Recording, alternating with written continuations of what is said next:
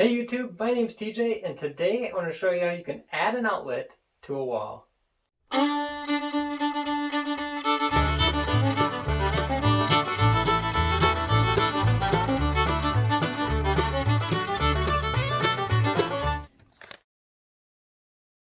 So the other day I was looking at chest freezers, and I have a nice spot for one picked out in this pantry here, but look at this, I don't have any outlets in this room at all. So I need to add one, and to do this we're going to pull off this outlet here, which is in a perfect spot. First thing you're going to want to do is locate the outlet that we're going to pull power from. Next, we're going to want to isolate the circuit, and that is going to be pretty simple. I'm just going to plug in this lighting appliance here, a lamp, and then I'm going to go down to the basement, locate that switch in our electrical panel here, and here I have laundry. I'll go ahead and turn that off. You can see the light has turned off, so our switch should have no power.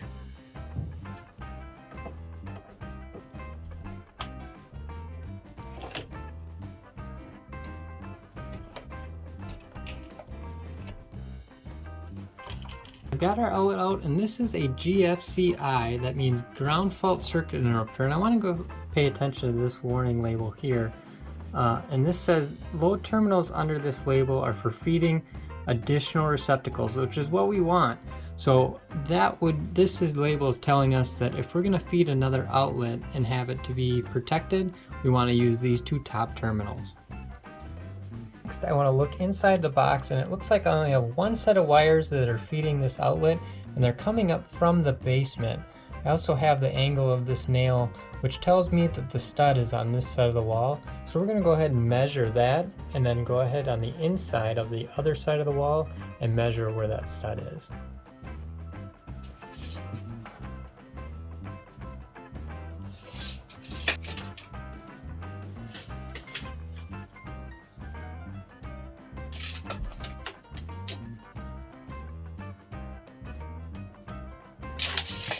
So the next thing we're going to need to do is cut a hole in the wall for our outlet box. And now the box I'm using is called an old work box. It's for adding outlets into existing finished walls. And how this works, it just has these two little tabs here.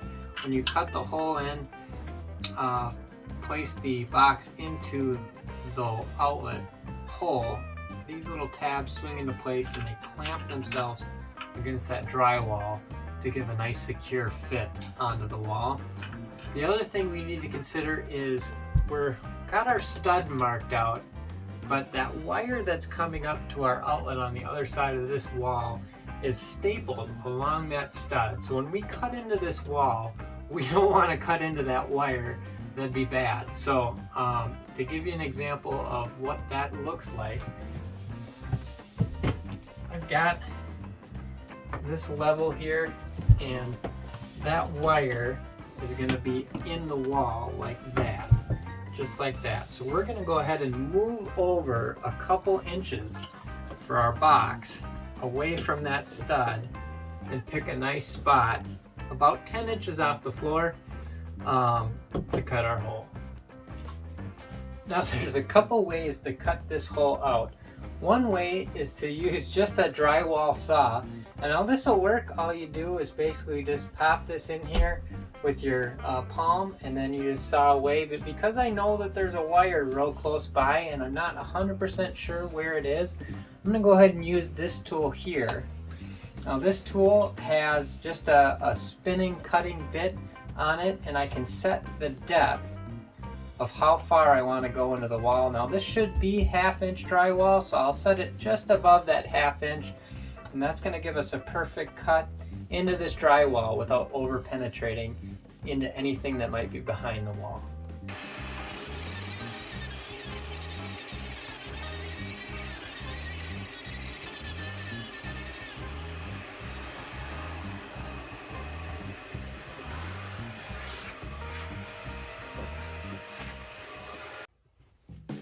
So the next thing we got to do is run our wire down to the hole that we just cut, and to do that we're going to pop this spot out in our outlet here, and that's going to give us enough room to push that new wire through.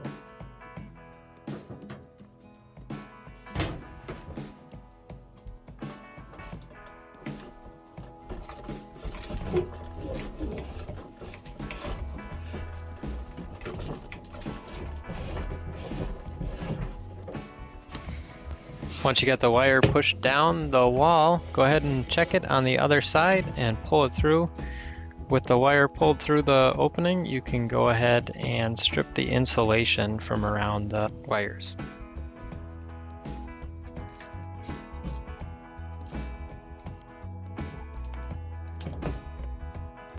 Next, push your wires through your new box and install the new box into the opening in the wall.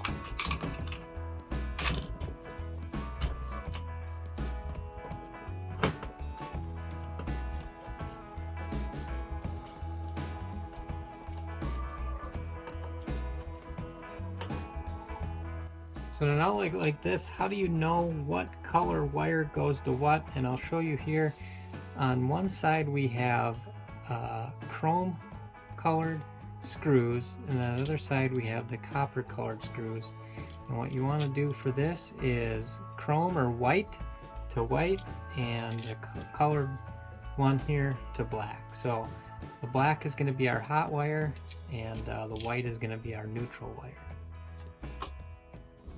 Next, you'll fasten down the white wire to the chrome screw, the black wire to the brass colored screw, and then your bare exposed copper wire there, that's going to go to the green screw at the bottom of the outlet.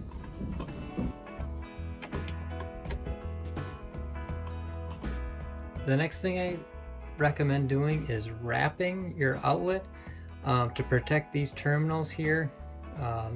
It's not necessary for a plastic box, but if you have a metal box, for sure you're going to want to wrap those for protection against any inverted contact with anything on the side of the wall of the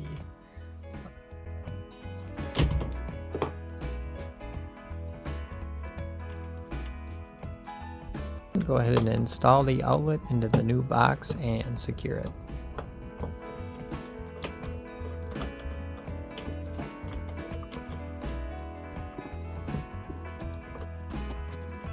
With the new outlet in place, we're going to go back to our feeder outlet and do the same thing, stripping the insulation from the wire and connecting it to the terminals.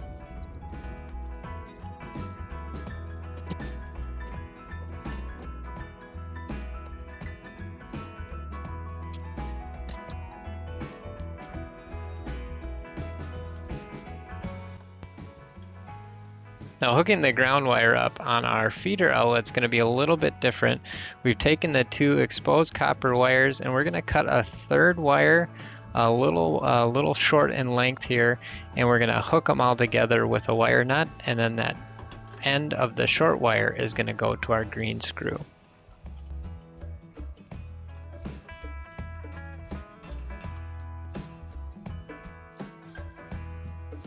With those wires securely fastened, you're going to want to wrap the outlet again with electrical tape and then safely tuck those wires back into the box and go ahead and fasten down the outlet.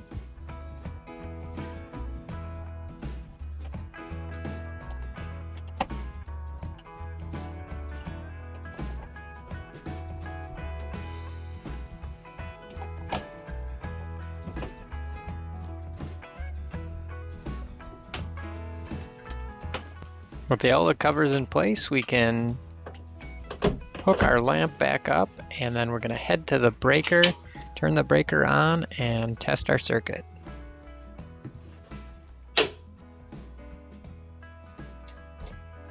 So it took us about an hour to get this outlet installed.